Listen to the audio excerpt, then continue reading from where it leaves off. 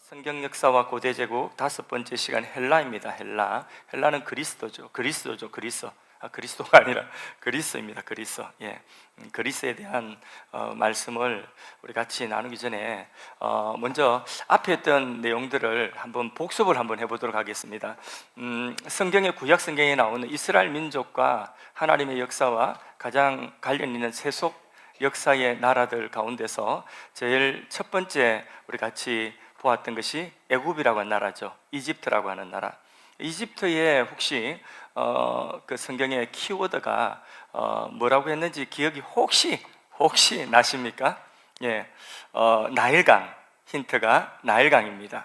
나일강이면 자연의 축복의 소산. 그렇죠. 하나님께서 애굽이라고 하는 나라에는 나일강이라고 하는 젖줄을 주셔서 그 나일강 주변에 그 풍년, 그러니까 늘 묵을 것이 풍족한 그런 나라가 되는 축복을 주셨습니다. 한번 사진을 한번 볼까요? 자, 저기 보면 이집트의 사진인데 저기 불빛 있는 저곳 있죠. 저게 강입니다. 강 주위에 문명이 일어서 가지고 있는 그런 삼각주로 되어 있거든요. 그래서 비옥한 삼각주, 그 나일 문명이 일어났던 그런 곳이 애굽입니다. 그래서 애굽에는 팔레스타인 땅의 고대 근동에 흉년이 들어도 저 애굽에는 먹을 것이 있는 곳이었어요. 그래서 성경에 보면 믿음의 조상들이 흉년만 들면 어디로 내려가려고 하죠?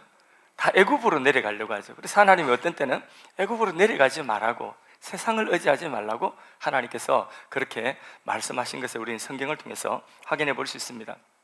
이렇게 이 애굽은요, 나일강의 그 풍부한 자연적인 그 하나님의 소산으로 인하여서 그 풍성함이 있는데, 근데 그것을 자신들의 우상으로 삼았다는 거죠. 그래서 나일강을 비롯한 애굽의 모든 물질 문명의 그 풍성한 소산과 관련된 것들이 전부 다 우상이었어요. 그것을 우상으로 그렇게 생겼어요. 하나님께서는 그 애굽의 우상을 하나하나 깨뜨리시고 이스라엘 민족을 그 애굽에서 건져내시지 않습니까? 거기에서 우상에 물들고 그런 세상에 있는 어떤 강의 축복 이런 것으로 살아가는 줄 알지만은 하나님께서는 그 애굽이 의지하던 우상 하나하나를 다 10가지 재앙으로 다 깨뜨립니다. 그래서 애굽에 내려졌던, 이스라엘을 구원하기 위하여 내려졌던 10가지 재앙이 전부 다 뭐냐면 그 애굽에 있는 우상 숭배하는 대상들이에요. 그 대상들이 축복이 아니라 애굽 사람들은 그게 축복이라고 생각하고 풍요라고 생각하고 그걸 우상으로 삼았는데, 근데 하나님께서는 그런 모든 우상을 다 깨뜨리십니다. 그리고 그들이 축복이라고 생각한 것이 그들에게 뭐가 되는 거죠? 재앙이 되게 하셨어요. 그리고 이스라엘 민족을 구원해 내셨습니다. 7년의 풍년이 있어도 7년의 흉년을 주시는 분이 하나님이십니다. 그래서 애굽은 큰 나라였지만은 그 풍요와 영광은 역사 속으로 다 사라져 버렸습니다. 결국 남은 것은 뭐냐? 애굽의 그 영광과 그런 풍요는 다 지금 사라지고 역사 속으로 사라져도 남아있는 것은 뭐냐? 성경에 하나님 남겨두신 것은 바로 그 애굽에서 70명의 아브라함의 후손들이 내려가가지고 그 70명이 이스라엘이라고 하는 민족이 되었죠. 그 하나님이 세상 구원을 위하여서 그 번성케 하신 그 민족, 이스라엘 민족만이 남아있는 것입니다. 그러니까 하나님께서는 이 세상의 풍요도 그것도 우상 삼고, 그러면 그 풍요도 그 모든 축복도 저주가 되게 하십니다. 그게 재앙이 되게 하십니다. 하나님은 모든 축복의 근원이 되신 줄로 믿습니다. 그래서 애굽이라고 하는 나라는 다 지금 역사 속으로 그 영광은 사라졌지만은 세상 구원의 통로가 되는 바로 이스라엘 민족, 그 민족은 남아있다. 그 민족을 만드는 하나님의 구원 역사, 그게 바로 애굽에 이스라엘 민족이 들어가 있던 430년의 역사인 것입니다. 자, 두 번째 우리가 구약 성경에 나왔던 구약의 역사 가운데 큰 나라가 있습니다. 아수르라고 나라입니다. 아수르. 첫 번째 세계 제국을 이룬 나라가 아수르입니다. 아수르.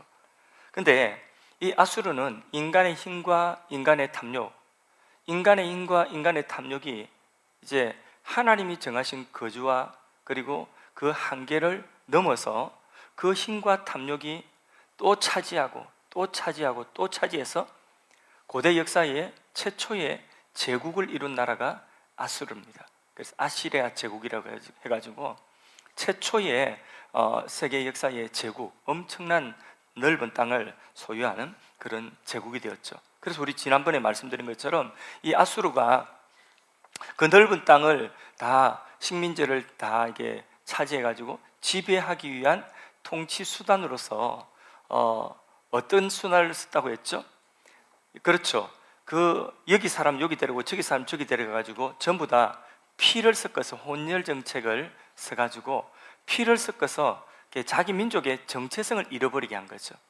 그래서 아수리에 충성하는 그런 나라들로 만들려고 했죠. 그렇게 해서 등장한 그 사람들이 누구냐면 성경에 나오는 사마리아 사람이라고 말씀을 드렸습니다.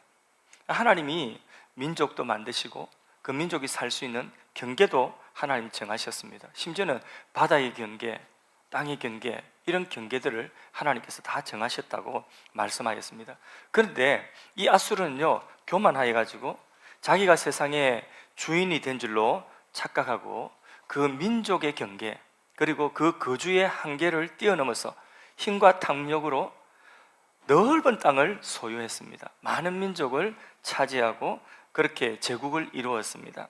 그게 아수르인데 아수르가 예루살렘에까지 왔죠. 예루살렘에까지 왔다가 그 아수르의 주력 부대인 18만 5천 명의 군대가 하루아침에 하나님이 그들을 진멸하니까 하루아침에 그들이 다 18만 5천 명의 군대가 송장이 됩니다. 성경에 나오는 사실이죠, 그죠? 그런데 그렇게 해서 힘이 빠진 아수르가 바벨론이라고 하는 제국에 멸망을 합니다. 그리고 나라가 멸망하고 그 아수르 있던 니너웨에 있는 그 수도 엄청난 도시가 티그리스 강이 범람해가지고 진흙으로 다 덮어버립니다. 그래서 몇 메다 켜커이 진흙으로 다 그 도시가 흔적도 없이 사라지고 그 진흙 위에 그 많은 사람들 말바굽이 거기에 딛고 뛰어가지고 그게 19세기 말까지, 그러니까 20세기 그 초까지 그게 발견되지가 않고 있다가 겨우 역사에 발견되어진 그런 부분들을 제가 말씀을 드렸습니다. 경계를 하나님이 민족의 경계를 정하셨고 거주의 한계를 정하셨다고 하나님 말씀하셨어요. 하나님이 이스라엘 민족에게 가나안 땅을 주실 때에 하나님이 약속하신 땅의 경계를 정해 주셨어요? 안 정해 주셨어요? 정해 주셨죠. 여호수아서 오늘 새벽에도 말씀 같이 보았는데 그 말씀에 보니까 밑으로 경계, 위로 경계, 동쪽, 서쪽 경계를 다 정해 주셨죠. 하나님은 거주의 한계를 정해 주셨죠. 그래서 다윗 같은 왕은요, 힘이 있었지만은 그러나 그 경계를 절대 넘어가지 않았어요. 힘이 있었지만은 그 하나님이 거주의 그 민족과 거주의 한계를 넘지 말라고 하는 선을 넘지 않았어요. 근데 아수르는 그것을 넘어서 처음으로 고대의 제국을 만든 나라입니다. 그런데 힘으로 그렇게 정복했지만은 그리고 혼혈 정책하고 막 이렇게 했지만은 결국은 성공했어요, 실패했죠. 예, 하루아침에 망했어요. 예루살렘에 왔다가 주력 부대 18만 5천 군대가 하나님이 한번 후하고 바람 부르니까 그냥 싸워보지도 않고 그들이 다 진멸되어지고 그리고 그 나라가 힘이 빠져서 바벨론에 결국은 멸망하게 된 것입니다. 경계를 넘어가야 되는 것은 인간의 욕심이 경계를 넘어가면 안 돼요. 인간의 탐욕과 인간의 힘이 어떤 경계를 넘어가면 안 돼요. 우리의 생각도 생각할 이상의 생각을 품으면 안 됩니다. 하나님이 그렇게 악한 쪽으로 경계를 넘어가는 것, 인간의 욕심이 경계를 넘어가는 것, 우리의 생각이 나쁜 쪽으로 경계를 넘어가는 것, 하나님 그거 미워하십니다. 경계를 넘어가는 것은 뭐가 넘어가야 되느냐면 선한 일에 경계가 넘어가야 됩니다. 그래서요, 복음이 온 세상에 편만해야 돼요. 그래서 아수르의 수도가 어디입니까? 니느웨죠. 그 니느웨에 하나님 구약 시대에 누구를 보냈어요? 요나 보냈잖아요. 요나 보내가지고 그들이 다 멸망할 건데 회개의 복음을 선포했지 않습니까? 하나님께서는 그 선한 일의 경계가 넘어가기를 원하지, 우리가 요거만큼 끊어놓은 내 한계, 그 한계 너머에 하나님의 선한 일에 우리가 용기를 내어서 아브라함에게 말씀하신 것처럼 본토 친척 아비 집을 떠나라 하고 내가 내게 지시한 곳으로 가라, 그 경계를 한 발자국 푹 넘어가야 되는 거지, 그렇지 아니하고 인간의 욕심과 탐욕과 인간의 부정적인 생각, 불신의 생각의 경계를 넘어가면 안 되는 것입니다. 그것을 우리에게 교훈하고 있는데, 역사에 있어서 이 아수르는 그 경계를 넘어가는 힘, 욕심, 아수르의 역사적인 의미가 무엇일까요? 아수르의 역사적인 어떤 역사에 있어서 의미, 성경 역사에서 의미가 있다면 제가 다 한 겁니다. 한 건데 워낙 역사를 재미없게 여러분들 들으시는 것 같아서 다 한 건데, 그 기억이 나십니까? 아수르가 가지고 있는 성경 역사의 의미, 바로 북쪽 이스라엘 나라, 우상 섬기고 하나님을 거역하였던 북쪽 이스라엘 나라의 몽둥이 역할을 했다는 거죠. 그래서 BC 722년에 아수르에 의해서 북쪽 이스라엘 나라는 멸망하게 되는 거죠. 그 몽둥이 역할하고 그들도 사라졌어요. 그게 하박국에 나오지 않습니까? 하박국에 보면 어떻게 악한 자가 이렇게 득세하는 걸 보고 있습니까? 하나님이 벌하실 것이다. 아수르를 몽둥이로 들어서 벌하실 것이다. 그러니까 또 하박국이 그러죠. 아니, 아수르 그 놈들은 더 나쁜 놈들인데요, 그들도 멸하실 것이다. 그리고 하나님이 수년 내에 부흥케 하실 것이다. 하나님 다시 회복시킬 거라, 하나님 백성들을. 그 이야기했죠. 자, 아수르는 그런 의미가 있습니다. 또 그 다음 일어난 제국이 어떤 나라라고 했죠? 바벨론입니다. 바벨론이 아수르를 이기고 일어난 제국이니까 아수르보다 클까요, 작을까요? 훨씬 더 크겠죠. 영토가 훨씬 더 넓습니다. 근데 그 넓은 영토를 통치하기 위해서 아수르가 취한 정책이 뭐라고 했죠?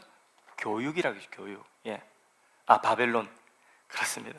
그렇게 딱 집어주셔야 돼요. 제가 말이 실수할 때가 많아요. 그래서 설교할 때도 자꾸 실수할 때, 그래서 목사님도 이렇게 실수를 하구나 이렇게 생각하지 마시고 여러분들이 와서 한번 서가지고 한번 해보세요. 대표기도 하면 벌벌 떨잖아요. 대표기도 하는 것도.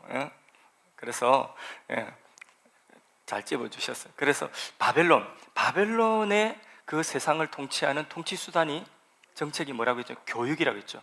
바벨론식 교육. 그 교육의 수혜자가 누구였다고요? 다니엘과 다니엘의 세 친구, 그죠? 그것을 보면서 그 바벨론식으로 교육해가지고 이 각 식민지 그 나라의 귀족, 왕족 자녀들 볼모로 삼아가지고 그들을 인형교육, 바벨론식 교육을 해서 그들이 바벨론에 충성하는 그런 나라 만들려고, 그래서 그 나라가 영원하리, 이게 바벨론이거든요. 그런데 그 바벨론식 교육에 다니엘과 다니엘의 세 친구가 거기에 넘어갔어요, 안 넘어갔어요? 그럼 그것을 배우지 않았어요? 그건 아니죠. 다 배우고 우수한 성적을 거두었지만은 거기에 삼켜지지 않았다는 거죠. 다니엘과 다니엘의 세 친구를 딱 붙잡고 있는 그것은 무엇이었습니까? 하나님의 말씀, 율법 교육이었다는 거죠.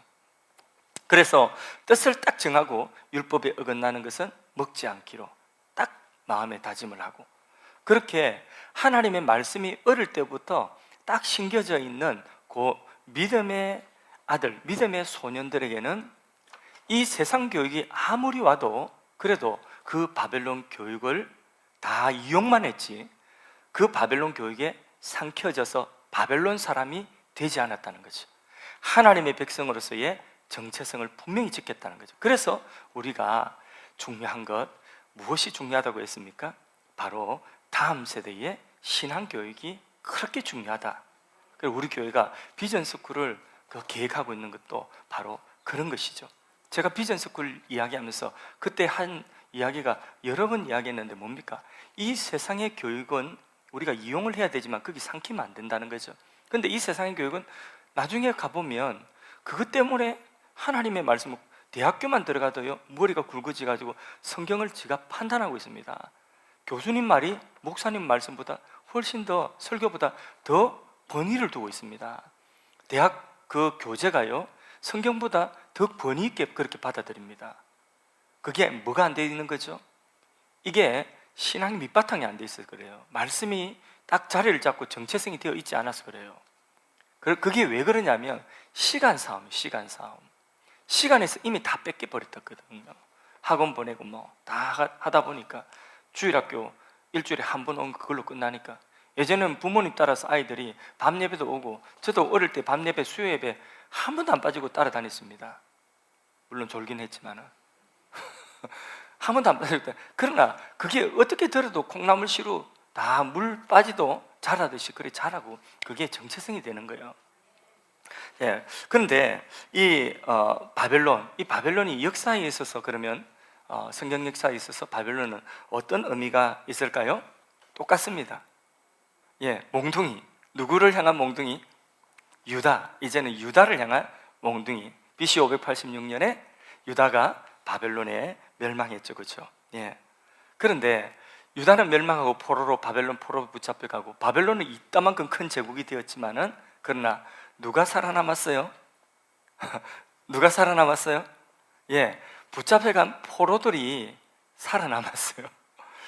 예, 포로로 붙잡혀가고 예루살렘 멸망시킨 바벨론은요 엄청난 제국을 이뤘지만 멸망했어요. 그런데 하나님이 남겨두신 포로로 붙잡혀가게 하시고 남겨두신 그 소수의 유대민족 그들이 남은 자가 되어서 다시 돌아오게 된 것이죠. 그러니까 세상 나라는 하루아침에 망합니다. 그러나 하나님의 나라는 영원한 것을 교훈하고 있죠. 특히 바벨론 왕의 그 느부갓네살 왕의 금신상 꿈 알지 않습니까? 그 신상 그 바벨론은 멸망하고 세상 나라는 멸망하고 하나님 나라가 영원할 것을 보여주는 그런 내용 나왔죠. 자, 그 다음에 일어난 나라가 무슨 나라라고 했죠? 예, 바사, 페르시아입니다. 페르시아, 바사. 이 페르시아는 바벨론을 멸망시키고 일어난 나라이기 때문에 바벨론보다 영토가 넓을까요? 좁을까요? 훨씬 더 넓죠. 더 큰 나라가 되었습니다. 그래서 이 바사 나라는요 조금 우리가 성경을 읽으면서 바사 나라의 왕들은, 페르시아의 왕들은 성경을 읽으면서 조금 이렇게 하나님 친화적, 이스라엘 친화적인 그런 느낌이 듭니다. 예. 그래서 그들의 정책은요, 세상을 통치한 정책은 관용, 뭐 이런 것이거든요. 그래서 조금 친화적인 느낌이 듭니다. 우리나라에 서울에 가면 테헤란로 있듯이 그렇게 테헤란이 그 이란의 그 수도 이름 아닙니까, 그죠? 마찬가지로 그 이란의 그 옛날 고대 이름이 페르시아 바사인데, 그런데 그 페르시아의 성경에 나오는 왕들은요 굉장히 이스라엘 친화적입니다. 예. 그 중에 대표적인 인물이 누구죠? 고레스죠. 고레스가 바벨론에 의해서 포로로 붙잡혀갔던 유다인들, 남은 그들을 고레스 칙령에 의해서 다시 예루살렘으로 돌아오게 하는 일을 했잖아요. 1차 기한. 돌아와서 뭐 하라고 했습니까? 돌려보내면서 고레스가 너희는 가서 성전 지으라고 했잖아요. 성전을 재건하라. 그런 명령을 내린 사람이 고레스입니다. 또 누구 생각납니까? 뭐 다리오 이런 왕은 누구하고 연관된 사람이죠? 다니엘하고 연관되죠, 그죠? 다니엘 사자굴에 던질 때에 그때에 막 가슴이 안타까워가지고 막 다니엘 건져주려고 했던, 다니엘 너무 아껴주었던 왕, 조금 친근하지 않습니까? 예. 그 다음에 또 아하수에로 왕, 페르시아의 아하수에로 왕은 누구하고 또 연관된 사람이죠? 예, 에스더 신랑입니다. 에스더 신랑이에요. 예, 그러니까 이스라엘 민족이 아말렉 족속에 의해서 하루아침에 다 진멸될 그런 위기에 처했을 때에, 그때에 그런 명령을 내린 사람도 그 사람이지만은 그 에스더를 통하여서 그 명령을 뒤집어 가지고 대신에 대적들을 진멸하도록 그렇게 또 조서를 내린 그 에스더의 남편 아하수에로 왕이죠. 조금 우리 볼 때에 조금 그래도 우리 편인 것 같죠. 그죠? 좀 그런 느낌이 듭니다. 예.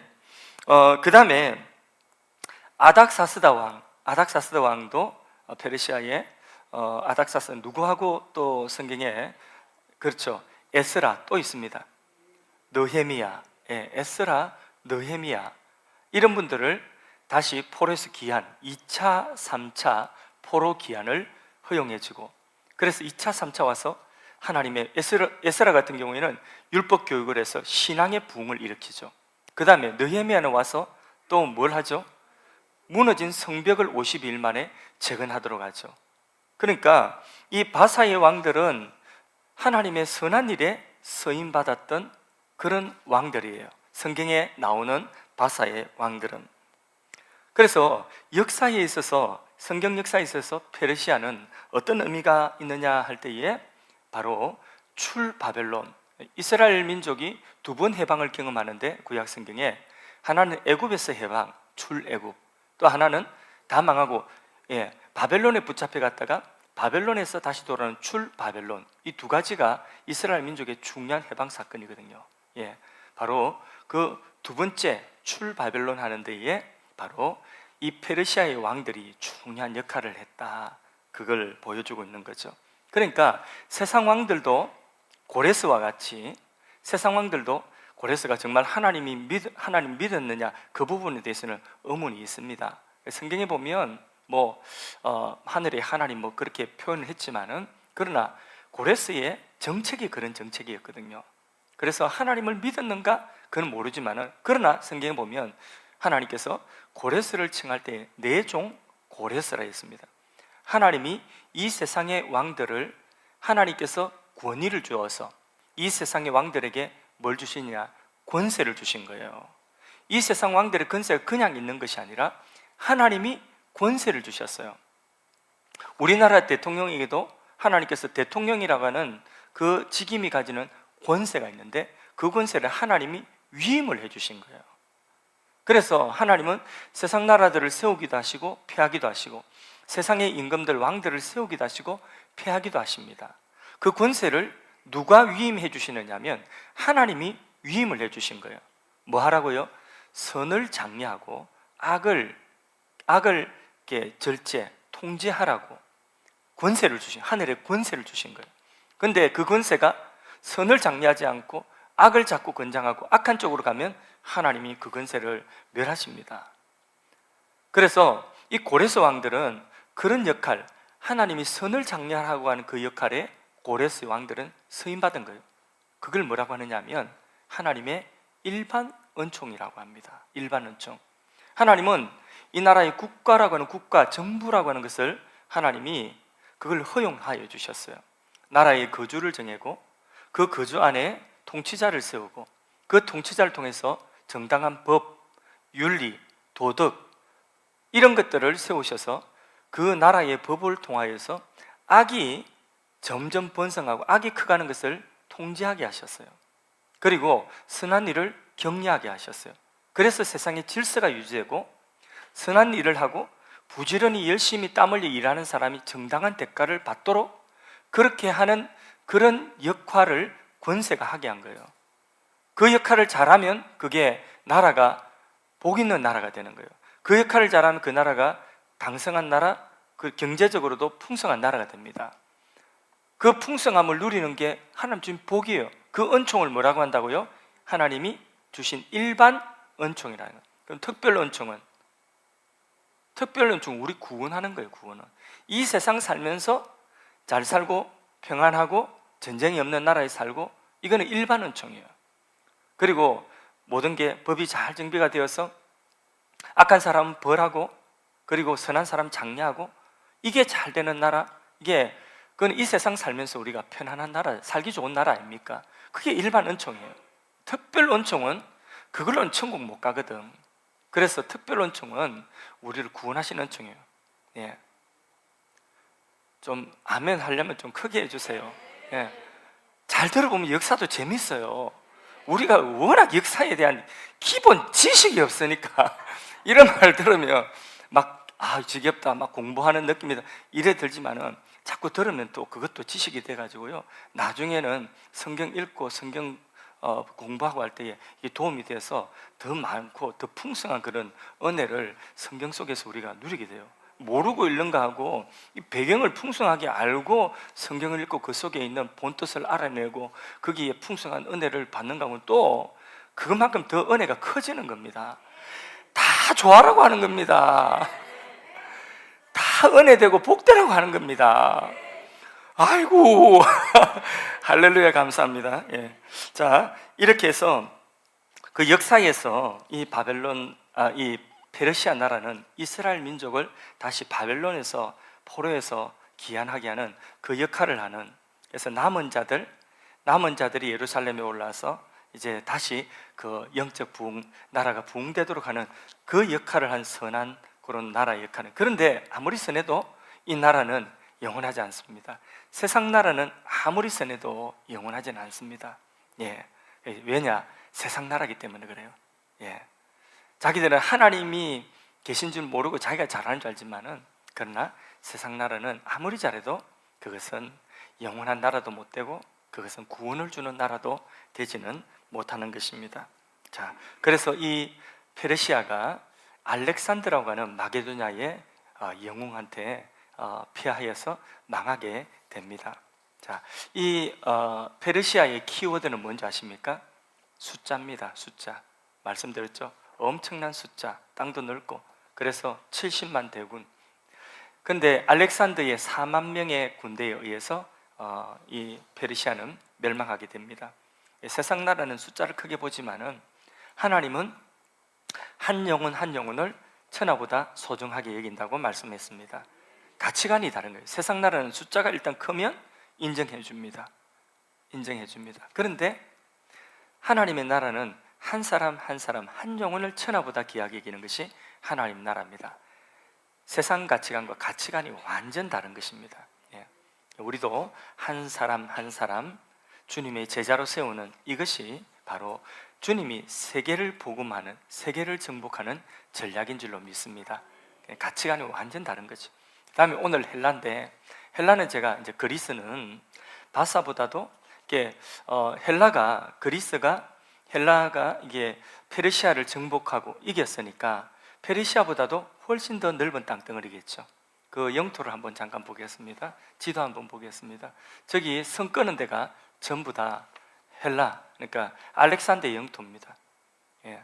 그러니까 유럽 일부까지, 동유럽 일부, 그 다음에 인도까지, 아프리카까지 전부 다. 예. 그러니까 엄청나게 넓은 땅을 정복을 한 사람입니다. 그것도 30몇 살인가 그렇게. 알렉산더가 어떻게 죽은 줄 아시죠? 인도에 가가지고 열병으로 죽었거든요. 아마 말라리아라고 추정됩니다. 저런 영혼도 모기한테 물려가지고 죽는 거예요. 그러니까 인간이 뭐 자랑하는 게 그 영광이 풀의 꽃과 같습니다. 금방 시들고 마르고 떨어지는 것이 인간의 영광인 것입니다. 자, 구약 성경의 그 마지막 그 책이 뭐죠?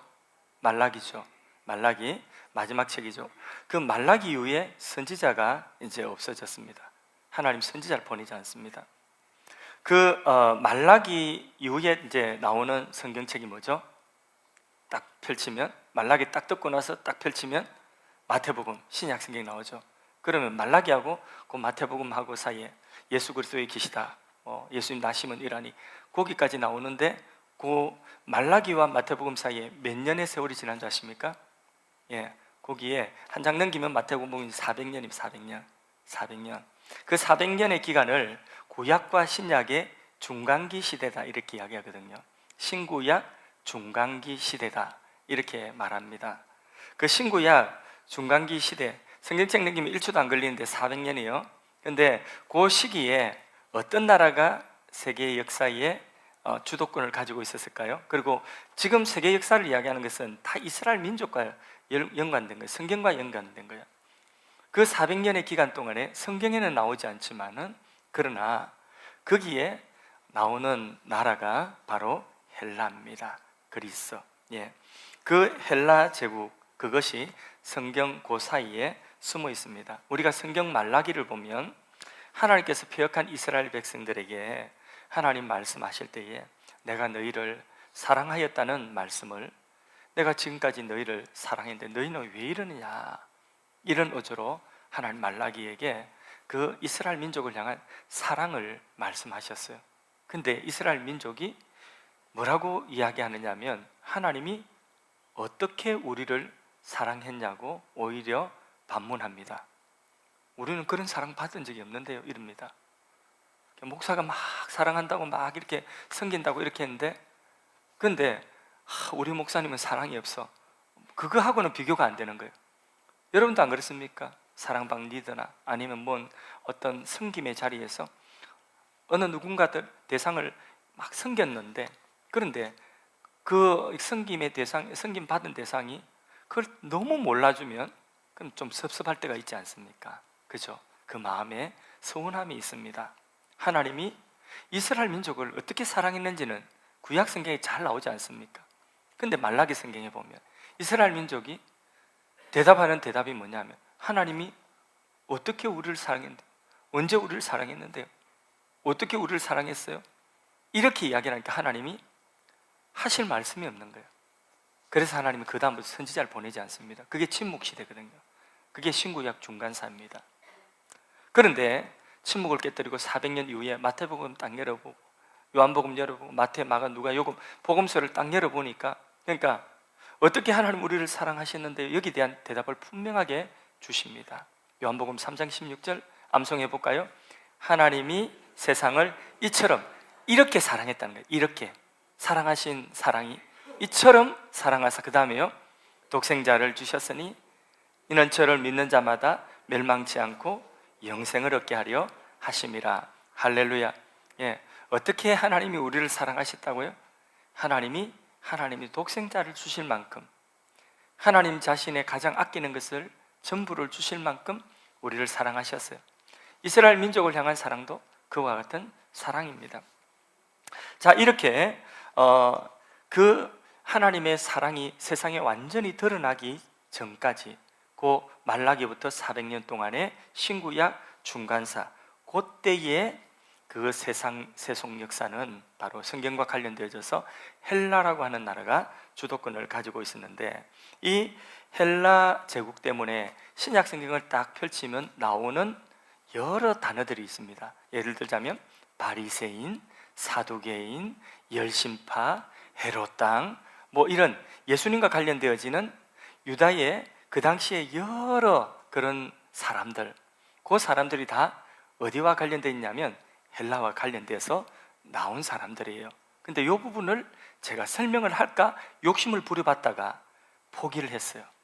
포기하고 요거는 다음에 조금 복잡하니까 성경 공부할 때, 또 제자훈련 같은 거 할 때에 그때에 이 자세한 공부를 좀 하도록 하고요. 오늘은 그냥 헬라라고 하는 나라가 어떤 의미가 있는가, 그 부분만 잠깐 교훈 받도록 하겠습니다. 그래서 헬라에 대한 부분은 사실상 거의 많은 부분 생략하고 마지막 결론만 제가 말씀을 드리는 것이라고 생각하면 되겠습니다. 여러분, 이 헬라의 첫 번째 왕이 영웅이, 제국을 이룬 영웅이 누구라고요? 마게도냐의 알렉산더입니다. 알렉산더는 웬만하면 이름 다 들어봤죠. 알렉산더 대왕이라고 하지 않습니까? 그 유명한 알렉산더 대왕. 알렉산더가 4만 명의 군대로 다리오, 페르시아의 다리오 70만 대군을 이겼어요. 전쟁에서 이기고 바사 제국보다 넓은 제국을 차지하고, 그리고 세상의 주인이 되었어요. 당연히 유대 땅의 주인도 되었겠죠. 그죠? 이 알렉산더의 헬락 제국의 등장은 어디에 예언이 되어 있을까요? 성경에 이미 다 예언이 되어 있어요. 예. 가장 확실하게 예언되어 있는 데가 바로 다니엘서에 가장 확실하게 예언되어 있어요. 다니엘서는 우리는 막 사자굴 이야기 말고 풀무불 이야기 많은데, 그것보다 더 중요한 이야기가 뭐냐면 바로 그 환상, 우리가 이해하기 어려운 환상이에요. 그 중에서 가장 대표적인 것이 뭐냐면 느부갓네살이 꿈꾼 꿈이에요. 예, 신상 있잖아요. 느부갓네살의 꿈에 본 신상. 예, 그 신상 한번 볼까요? 요렇게 생겼죠. 예, 요렇게 생겼죠. 그래서 위에는 황금이고 가슴은 금이고 그 밑에는 또 노시고 그 다음에 철이고 이랬는데, 그 위에부터 시작해서 이게 바벨론, 그 다음에 페르시아, 그 다음에 그 다음에 헬라, 그 다음에 로마, 이렇게 세 개의 제국들이 나옵니다. 성경과 관련되어진 세 개 제국들을 이렇게 보여주는 거예요. 이게 금신상, 하나의 세상에 큰 세상을 통치하는 것 같은 이런 왕으로 딱 서 있다는 거죠. 하나님처럼 서 있다는 거죠. 이게 세상 나라거든요. 그 세상 나라가 바벨론, 페르시아, 또 헬라, 로마인데, 이게 다니엘 때 로마도 나오기 전에, 헬라도 나오고 그리스가 나오기 전에 이미 이런 나라들을 다 예언해놨어요. 그리고 이 나라들이 견고하게 저렇게 서 있는 것 같지만 뭐가 왔죠? 조그만한 떠인 돌이 하나 떠가지고 그냥 짱돌이요. 마치 다이스의 물맷돌 같은 그 돌 하나가 떠인 돌이 와가지고 이 어마어마한 신상을, 세상 나라를 팍 깨뜨립니다. 깨뜨리고, 그리고는 이 떠인 돌이 세운 나라가 있는데 그 나라가 영원할 것을 다니엘서에 이미 예언을 하고 있습니다. 그러니까 이 헬라 제국이 등장할 것도 이미 다니엘서에 이미 예고가 다 되어져 있습니다. 놀랍지 않습니까? 성경 보면서 이런 거 보면서요, 손뼉을 쳐야 돼요. 형광등이 머리에 푸득푸득 들어와야 됩니다. 예, 형광등 켜질 때 어떻게 켜지죠? 깜깜하다가 켜질 때 바닥바닥 하면서 팍 켜지죠? 그 초코다마 불이 들어와가지고, 근데 요새는 그건 안 그런 것 같더라. 바로 들어온 LED가 들어와가지고, LED가 들어온 바람에 제가 설명이 좀 구시대적인 설명을 했습니다. 알렉산더가 이집트를 점령을 하고 돌아오는 길에 예루살렘에 들렸습니다. 그 예루살렘에 대해서는 특별히 다른 나라들에 비해서 이 알렉산더가, 그 역사가 요세푸스라고 하는 고대 역사가 있거든요. 이 요세푸스에 하면 유대민족에 대해서는 그 예루살렘에 대해서는 굉장히 간대했다고 그렇게 역사가가 기록하고 있습니다. 그래서 알렉산더가 그 예루살렘에 와서 성전을 방문하고 제사를 드렸다고 하는데, 그때 다니엘서를 통해서 자신이 등장할 것을 이미 예언서를 보았다는 거죠. 그건 이제 요세푸스의 기록이에요. 요세푸스의 기록은 그거는 신빙성에 대해서 학자들 간 논란은 있습니다. 어쨌든 그 고대의 그런 역사가가 잘 없거든요. 요세푸스라고 하는 제일 하여튼 인종이 많이 되는 사람이 요세푸스입니다. 어쨌든 요세푸스에 의하면 그렇게 알렉산더가 예루살렘에 와가지고 예루살렘 성전에서 제사드리고 다니엘서에 자신에 대한 이미 몇백 년 전에 자신에 대해서 예언한 예언을 보고 깜짝 놀랐다는 그런 기록이 있습니다. 그때에 알렉산더가 읽었던 구절, 자기와 관련된 구절이 뭐냐? 다니엘 7장 6절 같이 보겠습니다. 7장 6절 같이 읽어보겠습니다. 시작. 그 후에 내가 또 본 적 다른 짐승 곧 표범과 같은 것이 있는데 그 등에는 새 날개 넷이 있고 그 짐승에 또 머리 넷이 있으며 권세를 받았더라. 그 뒤에 여기 보니까 날개가 넷이 있고 머리가 넷이 있는데 권세를 가졌다. 여기까지만 보면 잘 모르겠죠, 그죠? 그래서 그 뒤에 다니엘 8장 21절 22절에 조금 오늘 처음 읽은 본문이에요. 이게 이제 조금 더 명확하게 나옵니다. 같이 읽어봅니다. 털이 많은 수염소는 곧 헬라 왕이요 그의 두 눈 사이에 있는 큰 뿔은 곧 그 첫째 왕이. 그럼 누굽니까 이게? 알렉산더 자신에 대한 이야기, 알렉산더에 대한 이야기. 그 다음 22절, 이 뿔이 꺾이고 그 대신에 네 뿔이 났은즉 그 나라 가운데서 네 나라가 일어나되 그의 권세만 못하니라. 알렉산더가 일찍 원장 갔다가 죽었다고 했죠. 알렉산더 죽고 난 이후에 그 대신에 네 뿔이 일어났다고 했죠.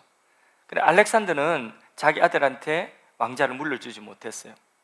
너무 갑자기 죽어가지고. 그래서 자기가 신뢰하는 장군 네 사람이 있는데 장군 네 사람이 그 넓은 영토를 각각 4분 해가지고 그렇게 4등분 내가지고 그래서 각각 왕이 된 거예요. 그걸 이야기하는 거예요. 그래서 그 대신에 네 뿔이 일어났다. 네 나라가 일어났다. 한 나라인데 네 나라가 되거든요. 그게 헬라가 네 나라로 분열되어지거든요. 그 알렉산더 이후에 그 중에 두 왕이 셀루코스라고 하는 왕과 프롤렘이라고 하는 왕이 유대, 그러니까 이스라엘 역사와 관련이 있는데, 요거는 다음에 성경 공부할 때 복잡하니까 성경 공부. 어쨌든 그렇게 해서 이 네 나라가 일어나는데 알렉산더보다 힘이 없다. 왜? 넷으로 나눠졌으니까. 그러니까 알렉산더가 죽고 난 이후에 나라가 이렇게 네등분돼서 이렇게 네등분될 것, 힘이 빠질 것, 요거를 이미 어디에 예언하고 있어요? 다니엘서에 다 예언하고 있습니다. 예언을 하고 있어요. 다니엘서 예언대로 그대로 다 되었습니다. 그래서 어떤 자유주의 신학자들은 성경 그대로 믿고 싶지를 않은 거예요. 자기 상식대로, 자기 머리 수준대로 믿고 싶은 거예요. 그래서 이 자유주의 신학자들은요, 뭐 예수님 부활도 그걸 죽은 사람이 어떻게 부활하냐, 못 믿겠다, 상식적으로 생각하자. 그래서 죽은 자의 부활은, 예수님의 부활은 예수님의 제자들의 그 정신 속의 부활이다. 예수님의 정신이 실현되어지는 곳에 거기에 예수님 부활이 있는 것이다. 육체의 부활을 믿지 않는 거죠. 예수님의 정신의 부활, 이런 걸 믿는 거예요. 그런 걸 설명하니까 뭐 그냥 이해되잖아요. 그런 건 뭐 하나도, 그는 이해 안 될 게 하나도 없잖아요. 그렇게 해석하는 사람들이 자유주의 신학자들이에요. 그 자유주의 신학자들이 다니엘서의 이런 예언을 보고, 너무 다니엘 이후에 몇백 년 이후에 일어날 나라들, 로마까지 전부 다 이게 예언을 하고 있으니까, 너무 정확하니까 이 다니엘서가 그 이후에 기록된 것이다, 이렇게 이제 그렇게 갖다 붙이는 거예요. 그걸 문서설이라고 하거든요. 그 이후에 어떤 이게 그 다니엘 때 기록한 것이 아니라 훨씬 더 이후에, 이런 나라들이 다 이런 일들이 일어나고 난 이후에 기록된 것이다. 그렇게 믿고 싶어요. 그러면서 신학교를 다녀요. 나는 이해가 안 가요. 그런데 어쨌든 그런 사람은 그렇게 하지만은, 우리는 성경이 다니엘서는 다니엘이 기록한 줄 확실히 믿습니다. 그렇다고 한다면, 그러면 헬라의 알렉산더가 일어나기 전에 그 이후에 이런 나라가 넷으로 나눠진 이런 일들, 이게 다 이미 다니엘의 예언, 하나님의 말씀 속에 다 들어있는 것이죠. 놀라운 거죠. 그 다음에 우리 다니엘서 11장 3절 4절도 마지막으로 성경구절 한 군데 더 봅니다. 읽고 이제 제가 슬슬 정리할게요. 자, 다니엘서 11장 3절 4절 읽습니다. 시작. 장차 한 능력 있는 왕이 일어나서 큰 권세로 다스리며 자기 마음대로 행하리. 이게 누구라고요? 이게 알렉산더 대왕이거든요. 더 자세하게 갈수록 더 자세하게 이야기하죠. 그 다음에 4절요. 그러나 그가 강성할 때에 그의 나라가 갈라져서 천하사방에 나눌 것이나 그의 자손에게 돌아가지도 아니할. 이 알렉산더가 자기 자식에게 못 물려줬거든요. 그 다음에요, 또 자기가 주장하던 권세대로도 되지 아니하리니, 자기 뜻대로 안 된다는 거라. 자기가 지금은 호령해도 그래도 모기한테 물려가지고 말라리에 자기 뜻대로 안 된다는 거예요. 그 다음에요, 이는 그 나라가 뽑혀서 그 외에 다른 사람들에게로 돌아갈 것임이라. 그럼 결국은 누가 이 세상 나라를 다스리고 있다는 것입니까? 하나님이 다스리고 있다는 거죠. 그때만 하나님이 다스립니까? 그때만 하나님 다스리셨어요? 지금도. 그럼 푸틴이 막 저렇게 하고 있는 거, 김정은이 저렇게 하고 있는 거, 시진핑 저렇게 하고 있는 거, 뭐 바이든, 뭐 또 그 앞전에 트럼프 막 저렇게 하고 있는 거, 그거 보면서 우리는 분통 터지고 누구인가에 대한 분통이 터지지만은, 그러나 이런 모든 세상 역사, 세상 왕들을 세우고 세상 왕들이 폐하여지고 이런 역사 이면에 누가 결국은 주권을 가지고 계신다는 거죠. 하나님이 주권을 가지고 계신다. 지금도 그 하나님이 누구 하나님이세요? 그 하나님이 저희 하나님이세요? 그렇죠. 저희 하나님이기도 하고 우리 모두의 하나님이기도 하고 우리의 하나님이에요. 그게 놀랍지 않습니까? 그게 엄청나게 우리가 생각하면 그 하나님을 우리가 믿고 우리 안에 모시고 있다는, 우리 가슴이 웅장해지지 않습니까? 우리가 그렇게 우리가 이 사실을 믿을 때에 이 세상을 향하여서도 세상에 막 이런 바람 저런 바람 불어도 우리가 거기에 휘둘리지 않습니다. 세상이 마지막 때에 뭐 전쟁이, 예를 들어 전쟁이 일어난다. 온 세계 전쟁이 일어나서 온 세계가 불바다 났다. 그럼 어떻게 하랍니까, 여러분? 난리 났다고 막 그렇게만 하고 있을랍니까? 이제 어떻게 하고 이제 어떻게 하고 이렇게만 하고 있을랍니까? 여러분, 무슨 난리가 나더라도, 무슨 일이 생기더라도 그 역사 이면에는 하나님이 계시다는 것을 알아야 됩니다. 그리고 눈에 보이는 그 세상의 역사 속에 어떤 강물이 흐르고 있죠? 구원의 강물이 흐르고 있다는 걸 알아야 돼요. 구원의 강물이. 그래서 세상 역사에 눈에 보이는 것은 세상 역사인데, 그 이면 속에 들어가면 하나님의 구원사가 그 속에 흐르고 있다는 것입니다. 이 세상에 일어나고 있는 크고 작은 모든 일들은 다 직접 간접으로 나의 구원을 위한 것입니다. 우리의 구원을 위한 것입니다. 하나님의 구원의 역사를 이루기 위한 것입니다. 애굽도 그렇게 이용당했고요, 또 아수르, 바벨론, 페르시아, 헬라 다 그렇게 이용당했어요. 그렇게 하나님의 역사에 선한, 악역 이렇게 다 했지만은 결국은 하나님이 이루시고자 하시는 그 구원의 역사만, 그리고 그 나라만 영원한 것입니다. 다니엘의 예언한 그 예언대로 하나님의 나라만 영원한 것입니다. 헬라를 통하여서, 그리스도를 통하여서 하나님이 세상을 이루어 나가시는 그 하나님의 구원의 경륜, 그 구원의 역사는 뭐냐? 여러분, 헬라, 그리스 하면 제일 먼저 딱 떠오르는 게 혹시 상식적으로 뭐라고 생각하십니까? 예? 헬라 하면 제우스의 신상, 그것도 하나의 그 신화죠, 신화. 그것도 하나의 제가 말씀드리려고 하는 그 속에 포함되어 있습니다. 또 그리스 하면 헬레니즘, 그게 뭡니까? 헬레니즘이 곧 문명, 문화죠. 문화입니다. 그 헬라의 문화가 얼마나 영향력이 큰지 그것을 헬레니즘이라고 합니다. 헬레니즘. 그래서 오늘까지 이 서양사는요, 서양사는 크게 두 사상에 영향을 받고 있습니다. 서양 문화사는 공부를 해보신 분들 아시겠지만은 그 서양 문화에서 하나의 흐르는 뭐냐면 헬레니즘이에요. 헬라의 영향, 헬라 문화의 영향. 또 하나는 뭘까요? 헤브라이즘, 히브리, 기독교, 이 문화예요. 이 두 가지 문화예요. 그러니까 헬라라고 하는 것은요, 이 세상에 남긴 것은 뭐냐면 문화를 남겼어요. 문화, 헬라의 문화. 그래서 그리스 아테네 하면 뭐가 생각나죠? 그 신전도 신전인데 신화, 이 신화 이면에 그런 것 가지고 막 하는 거 있는데, 철학. 예.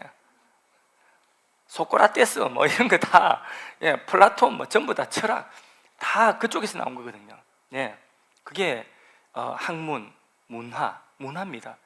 그래서 헬라 제국하면요, 헬라 나라는 망했지만은 헬라의 문화는 여전히 영향을 미치고 있다. 헬레니즘으로.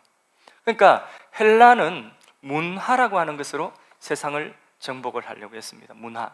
그런데 이 헬레니즘 문화 가운데서 가장 핵심적인 것 하나가 뭐냐면 언어거든요. 언어. 그 언어가 헬라어라고 그러죠. 헬라어. 여러분, 신약 성경이 무엇으로 기록된 줄 아십니까? 헬라어. 구약 성경이 최초로 전 세계인이 익힐 수 있는 세계 공용어가 그 당시에 헬라어였어요. 지금 영어면 웬만하면 다 되죠, 그죠? 그래서 잘 몰라도 영어 몇 마디면 다 웬만하면 다 통합니다, 그죠? 사람들 그냥 오케이 이거 통하잖아요, 그죠? 예, 예스 이러면 통하잖아요. 뭐라 한참 이야기해도 그냥 잘 모르겠거든, 그냥 분위기 보고 예스 하면 갖다 주잖아요, 그죠? 예. 그게 뭡니까? 영어라고 하는 공용어, 그거거든요. 그 당시에 세계 공용어는 헬라어였어요. 헬라. 그러니까 헬레니즘의 그 문명이 남겨놓은 것 중에 가장 대표적인 것이 헬라어예요. 그래서 구약 성경이 신명기나 이런 말씀들이 전부 다 이 히브리어로, 고대 히브리어입니다. 고대 히브리어, 그 중에 일부는 아람어로 되어 있는데 이거는 저 촌동네 사람들이 아는 거예요. 그런데 이 성경을 그 당시에 헬라 전 세계 제국에 흩어져 있던 디아스포라들, 그들이 흩어져서 성전이 없으니까 뭘 만들죠? 시나고기, 회당을 만들었거든요. 회당. 그 회당에서 성경을 공부하는데 히브리어로 공부를 하면, 그러면 사람들이 거기에 후세 2세, 3세는 모르잖아요. 그죠? 미국 이민 가가지고 3세 막 이런 애들이 한국말 잘 모르거든요. 그건 마찬가지로 그들은 헬라어에 익숙해 있기 때문에 전 세계에 흩어져 있는 사람들에게 구약 성경이 읽히도록, 구약 성경이 아프리카 알렉산드리아 헬라의 알렉산드리아에서 번역되어진 구약 성경, 그게 바로 뭐냐면 70인역이라고 하는 성경이요. 제가 사진을 따가지고 보여드린다는 것을 제가 깜빡 잊었습니다. 그래서 자꾸 깜빡을 해가지고 있습니다. 70인역 성경인데, 그게, 그리고 신약 성경은 또 무엇으로, 헬라어로 기록되어져 있어요. 그러니까 예수님이 오셨을 때에 전 세계 공용어는 무엇이냐? 헬라어입니다. 그리고 사도 바울이 전 세계에 다니면서 복음을 전할 때에 이방인들에게 무슨 말로 전했겠습니까? 막 히브리어, 아람어로 막 이렇게 이야기했을까요? 엘리 엘리 라마 사마타니 뭐 이렇게 이야기했을까요? 헬라어로 다 이야기를 했거든요. 그러니까 이게 하나님께서는 그 헬레니즘의 헬라라는 나라는 망했지만은, 로마에 망했어요. 힘 있는 나라에 망했지만 그 문화는 여전하고, 그 문화를 들어서 하나님께서는 세상에 복음이 전파되어지고 성경이 번역되어지는 성경의 언어가 되게 하는 그런 역사로 세상에 헬라의 그 문화를 이용하신 것입니다. 그러니까 세상의 나라는 세워졌다가 사라지지만은 하나님의 역사는 그 세상의 나라들을 다 이용하여서 하나님의 구원의 강물이 흐르게 하시는 것이다. 할렐루야. 그렇게 헬라 제국도 세상 나라 속에서 이제는 사라지고, 그리고 하나님의 구원의 강물만이 남아서 흐르게 된다는 것을 우리에게 교훈하고 있습니다. 결론적으로 하나님만이 역사의 주인이 되십니다. 하나님 나라만이, 다니엘이 그 느부갓네살의 신상을 해석한 것처럼, 꿈을 해석한 것처럼 하나님 나라만이 영원한 나라인 것입니다. 공중에서 날아와서 이 세상 나라 깨뜨린 그 돌이 뭐죠? 예수 그리스도, 모퉁이돌 되시는 예수 그리스도입니다. 예수님 통하여 세워진 하나님 나라만이 영원한 나라인 줄 믿습니다. 그래서 우리가 세상 역사의 주인이시고 하나님 나라가 영원하고 말씀대로 우리가 되어진 것만이 영원하다, 이 사실 굳게 믿고 세상이 어떻게 요동치든지 영원한 것을 붙들고 승리하는 우리 모두가 되기를 축복합니다.